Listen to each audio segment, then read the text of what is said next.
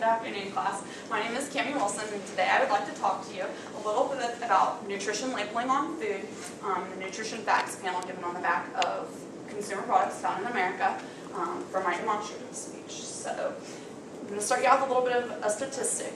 The leading causes of preventable health disease in this country are strongly linked with the growing trend of American obesity. According to the Center for Disease Control and Prevention, approximately or over 30% of American adults fall into the category of obesity. Two of the major things that we can do to combat this problem in America are encouraging and living up to active and healthy lifestyles alongside of paying attention to the food that we consume and put into our bodies to maintain healthy nutrition and dietary habits.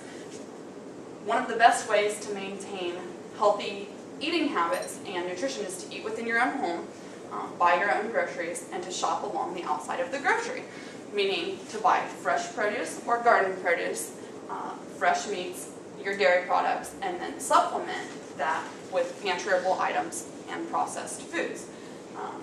When it comes to the fresh foods, you kind of have to have an awareness for your own self of what the caloric and nutritional value is. But for the purpose of packaged foods, the Federal Food and Drug Administration gives us nutrition labels that are standardized in format and give relatively the same information for all of the products that you'll find in an American grocery store. The first thing that you would see on a nutrition fact label is serving size. So when you look at serving size, it is important to remember that however much of a product you're consuming is going to have its nutritional intake based on the amount that you consume, not strictly the amount on the package. For example, a drink bottle might have 2 servings within that one bottle, and that's the amount of servings per container found. If you consume the entire container, to know accurately what the nutrition intake from that beverage, you would have to multiply all of your daily values and all of the raw contained measurements for nutrition by 2, because you consumed 2 servings.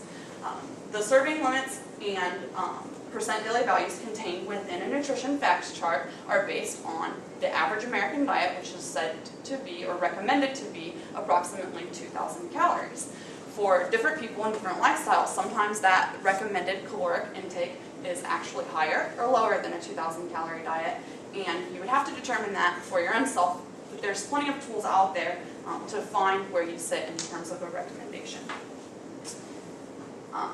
Also, not contained on my visual aid, but contained on larger packages of food, is a standard footnote from the FDA that contains the percent daily value recommendation for the standard listed ingredients based on a 2,000 calorie diet and based on a 2,500 calorie diet. So that is easily accessible information that you could probably find multiple places within your pantry if you're on that higher caloric end.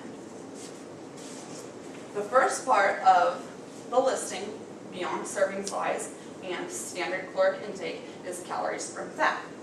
It's important to note calories from fat in proportion to the total calories for a particular product, to note the percent of that product that is actually contributing to your daily fat intake. As you can see here, the total calories is 130, but the calories from fat is 60. So that's approximately 50% of this given product being of fat value for your food. But when you look in the next part of the nutrition labeling, your total fat is 6 grams as a raw measurement, which gives you a 9% daily value. So those two things are important to keep in balance, because while you have up to 100% of a fat value for your daily limit, you're taking in 9% from a product that is half fat, essentially. So it's important to look at high-fat foods compared to the amount of daily value intake that they provide. And there is a difference between the two, and that's why they contain both pieces of information on the labeling. The entire first part of the chart that tells you total fat and your fat breakdown, cholesterol, sodium, carbohydrates, broken down into dietary fiber and sugars, and then protein on certain package labeling, is essentially your bad products to look for. Not that they're bad within themselves, they're part of a nutritional balanced diet, but it's important to remember that percent daily value for these items is given as an upper limit to the recommendation, and that you don't want to go past a total of 100% in a given 24-hour period. The two items that aren't given as a daily percent are trans fat and sugars, based on the fact that there are no actual recommended daily values for those two items. When it comes to fats and sugars, and really all of these items, the aim that we should all have in mind is to keep them as low as possible, but particularly when it comes to fat and saturated fat and trans fat, which is slightly less natural and harder for our bodies to process, high levels of those types of food in our system have a tendency to lead towards heart disease, certain types of cancer, and high blood pressure, and particularly saturated fat and trans fat lead to high LDL levels, or the bad cholesterol that we hear about. So those are important to watch and monitor. And then on a normal label that's not transcribed, there's a thick black line in between the first section and the second section, and that's kind of splitting your bad from your good, and that's where you get into actual nutrients and vitamins. So when you look at percent daily value for these items, you're aiming to get at least 100% of each of these items within a day. And just remember that different products are going to have different amounts of vitamins and nutrients labeled based on what they contain. So if you have a really healthy food, sometimes this section can be significantly larger than the standard of the first section that contains your bad items. And any product that's labeled 5% or below for a listing is considered low within that nutrient or that category, and any product that's 20% or higher is considered high. So in this case, you have 25% of your daily recommended fat would be a high fat product. 2% of your daily recommended iron is relatively negligible. That is true of categories across the board for the entire thing. So this is a higher limit, and this is a lower limit when you're looking at percent daily value.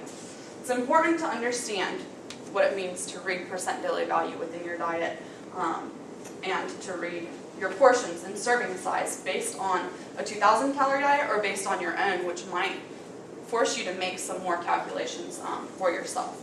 The other thing that would be important to note is your ingredient listing, which is listed by weight, prominence within the product, in this case sugar.